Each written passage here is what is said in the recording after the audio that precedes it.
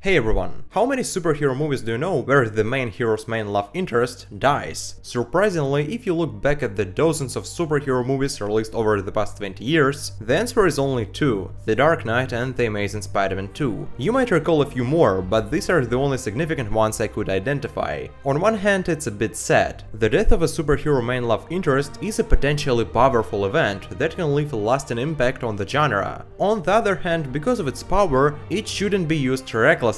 It needs to be done right. And it was done right in The Amazing Spider-Man 2. It's hard to imagine a more relatable and human superhero than Spider-Man, and it's hard to imagine a more tragic event in Peter Parker's life than the death of Gwen Stacy. This moment in comic book history is monumental, a lesson in responsibility for which Peter Parker paid a terrible price. The potential to film the night Gwen Stacy died is immense. Mark Webb and Sony's producers dared to bring this story to the screen. However, for it to succeed, one crucial condition had to be met. The Amazing Spider-Man 2 needed to be the film about Gwen Stacy's death, meaning every element, from the villains to the subplots, had to build toward her demise in the finale.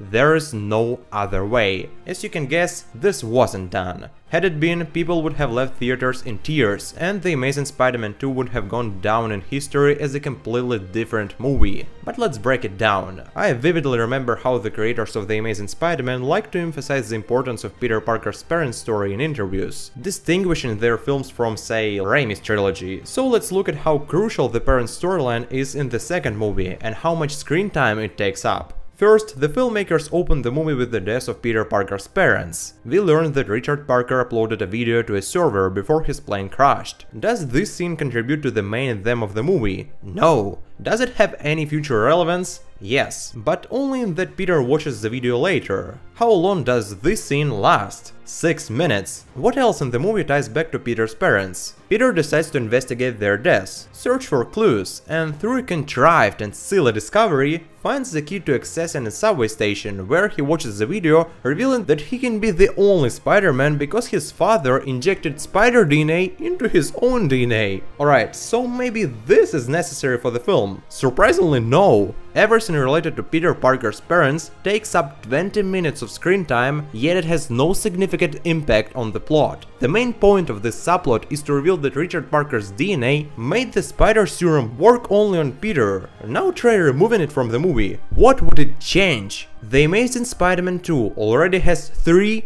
different storylines. In good movies, storylines should intertwine, but does this one connect to any other? It doesn't affect the Electro plot, Gwen's storyline, or even Harry's, except for explaining why only Peter's blood is compatible with the spiders. But is it worth dedicating so much time to an irrelevant subplot? Wouldn't it be better to find another reason? This doesn't add depth to Peter and Harry's conflict. Peter learns about it after he has already refused Harry, and after Harry has become the Goblin. It doesn't affect Peter directly. And if you consider that in the comics, the bite's significance was that it could have happened to anyone, making Spider-Man a relatable hero, this movie twisted to imply that only a scientist's child could be Spider-Man. Doesn't it seem like the writers unintentionally undermine the hero's concept? Even if you overlook this, the subplot doesn't deserve as much attention as it gets. Peter and the spider's compatibility could have been explained differently, and the time spent on the parents' subplot should have been given to Peter and Gwen's and Peter and Harry's storylines. The Amazing Spider-Man 2 already feels like a random collection of unrelated moments, so removing an irrelevant subplot would have been necessary and right. For instance, the first 6 minutes could have focused on a scene with young Peter and Harry. Why? Because the screenwriters should have made Harry the main antagonist, either by giving Electro less attention or concluding his storyline at Times Square scene. Why Harry? Because he kills Gwen, and his conflict with Peter is more intense and interesting than Electro's due to its personal motivations. And one of the problems with Peter and Harry's relationship is that the audience doesn't understand what these two mean to each other. In The Amazing Spider-Man, the creators don't even mention Harry Osborn's name. How is he supposed to be interesting to the audience? And how are viewers supposed to understand his relationship with Peter if we aren't even introduced to this character? This could have been easily fixed by simply starting the movie with them. In the first scene of The Amazing Spider-Man 2, when Peter and Harry meet, Peter says this to him. I know exactly what you're going through right now. You were so there for me when my parents... That's what I'm here for you.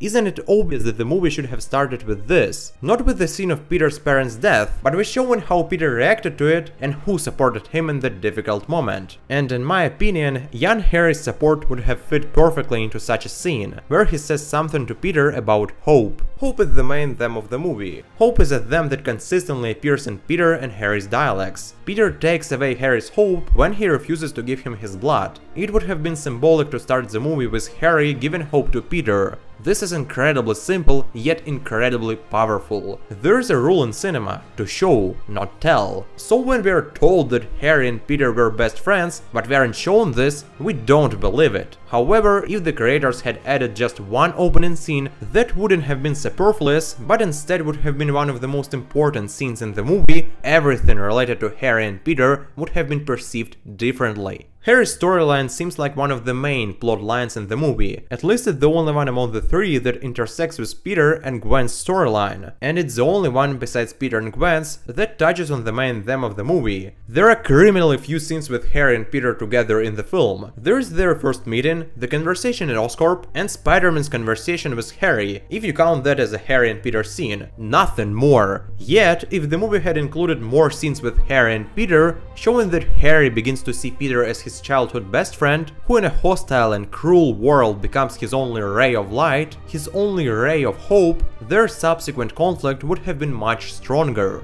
Throughout the years since The Amazing Spider-Man 2 was released, many people have debated Peter's refusal to give Harry his blood. On one hand, Peter's behavior is undeniably dishonorable. On the other hand, if he had agreed, there wouldn't be this very strong moment. You were my friend, and you betrayed me!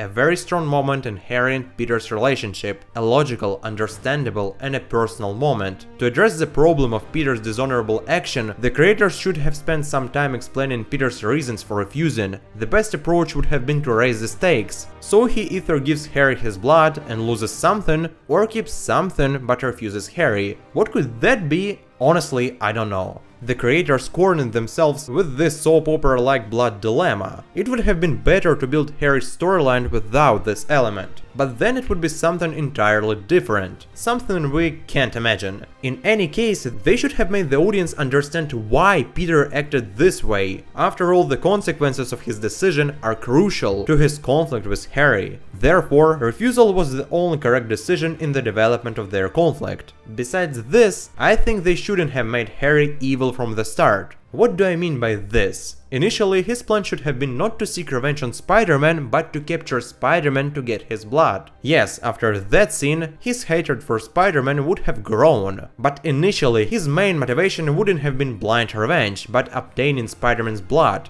Suppose he could have made a deal with Electro from the start, that Electro would disable Spider-Man for him, Harry would take the blood, and then Electro could do whatever he wanted with him. Or keep everything as it is, but after becoming the Goblin, Harry realizes that the experiment failed and he still needs Spider-Man's blood. Then the moment of Peter's identity reveal would have been much stronger, as Harry would have initially come with the sole intention of taking the blood, which would turn him into a feeling of boiling hatred towards his best friend, a friend who betrayed him. This would have been much more emotional, so I think they should have done it this way. Peter and Gwen's relationship turned out to be quite monotonous. They come together, then break up, and this repeats 4 times. But the problem isn't just the monotony, it's that the characters don't change throughout the film. And where changes do occur, there is an avalanche of unnecessary and distracting things, and second, the events leading up to the final moment are clumsy and illogical. The movie's plot feels like it spans a couple of weeks, and the events feel too rushed. Because of this, the final moment doesn't work fully. For example, remember how much time Sam Raimi devoted to Peter and Mary Jane's relationship in Spider-Man 2, and Spider-Man 2 wasn't a movie about the death of the hero's love.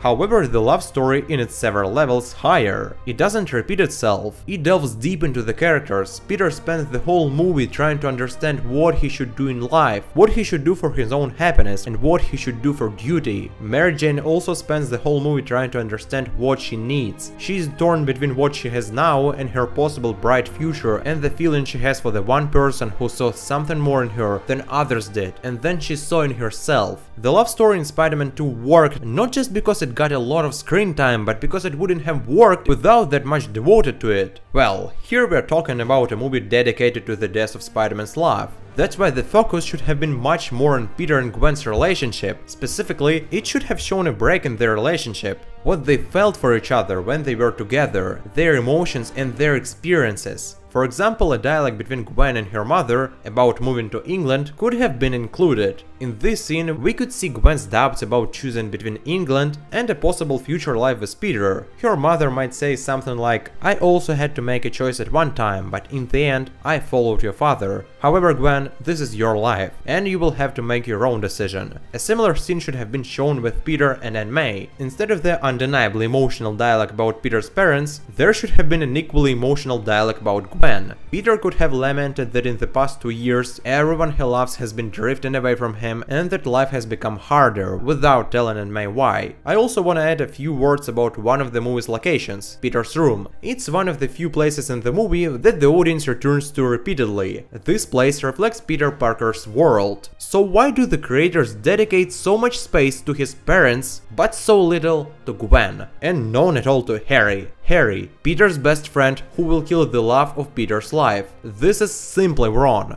Well, moving on, initially this section was just titled Electro. It was called that because I had no idea how to fix Electro in this film, other than in one single way. Just not include him in the film. He has an impossibly stupid motivation, which led to a series of ridiculous events. His storyline doesn't intersect with any other plotlines, except for Harry's at the end of the movie, because the script required it. Spider-Man doesn't have a personal conflict with him. Electro doesn't represent a set of values different from Spider-Man's. He doesn't attack Spider-Man's weaknesses. He's just a character needed to fill the gaps between other plot lines. But then I thought, maybe instead of cutting him out, his story should have ended in the Times Square scene. But for that to happen, a lot needed to be prepared, so that this episode wouldn't just be an action scene, but a turning point for Peter. For example, Electro could have injured Gwen. Yeah, it's hard to injure someone with an electric shock, but hey, we're in a superhero movie. Let's imagine it's possible. Then this moment would become incredibly important for Peter. Here we would reflect on where breaking the promise he made to Captain Stacy could lead. Such a turn would be something new in Peter and Gwen's relationship, forcing both to reassess their values regarding each other. Gwen would have to choose between a life with her loved one and the chance of dying because of who he is, and Peter between her life and his life without her to protect her. This episode would push the characters to change, and Electro wouldn't be superfluous, but instead play a much more significant role than he did in the film. If you think this is strange, remember Batman Begins, which had for a moment 3 villains. Yeah friends, 3 villains in a movie about a superhero's origin. And guess what? Each of them worked and didn't turn the movie into a mess, because each was used to develop Batman at a certain stage, and after the villains served their purpose, they were disposed of.